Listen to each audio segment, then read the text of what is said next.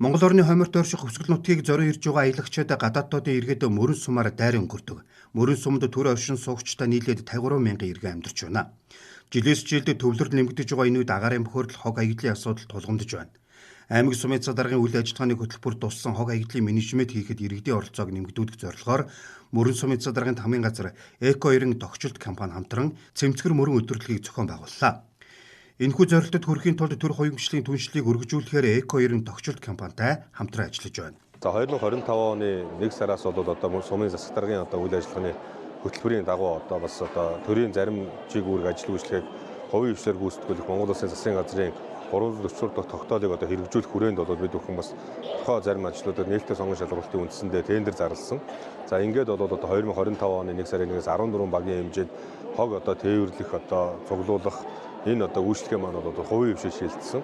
За ингээд хувийн хвшил маань энэ үйлчлэгийг авснаас хойш бол мөрөн хотын хэмжээнд нийт иргэдийг дээрээс нь бүх байгууллагуудыг энэ хог дахин ангилан ялгах энэ үйлчлэгийг шинээр нэвтрүүлэх, дээрээс нь хогийг прessэлж дараагийн шатанд бий болгох ийм их арга хэмжээг төлөвлөж ажиллаж байгаа. Мөрөн сумд Эко 90 тогтчлт компани 14 багийн хог аягдал нийт эзэмшлийн талбай хог аягдлыг орчин үеийн шинэ техник технологи ашиглан хог аягдлын доктортой менежментийн бодлогыг хэрэгжүүлж, иргэдийн оролцоог нэмэгдүүлэх, хог аягдлыг дахин боловсруулах, ангилах үйлчлэгийг шат дараатаагаар нутагшуулах шинжилгээг хэрэгжүүлэхээр ажиллаж байна.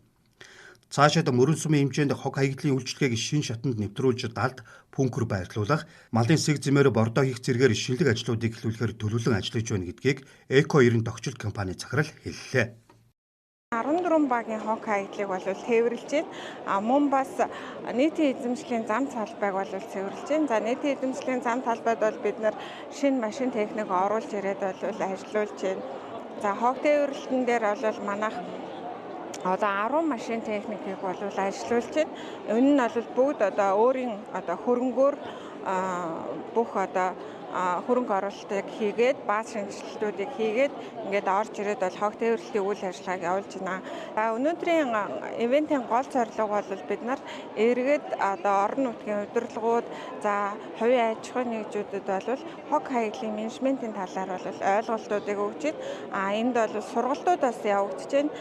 Цэмцгэр мөрөн хот өдөрлөгт Монголын хог аягдлын үйлчлэгээ эрхлэгчдийн нэгдсэн холбоо төрөмс байгууллагын тэргуун урилгаар оролцож, хог аягдлын үйлчлэгийг хувийн хвшилд шилжүүлж, мэргэжлийн байгууллага тулгуурлан ажиллаж болдог сонгодог жишээг Хөвсгөл аймгийн Мөрөн сум харуулж байна гэдгийг онцолжээ.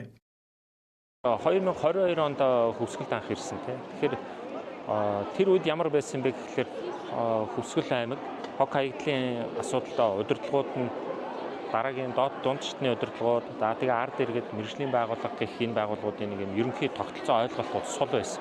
Нэгдсэн ойлголтууд байгаагүй.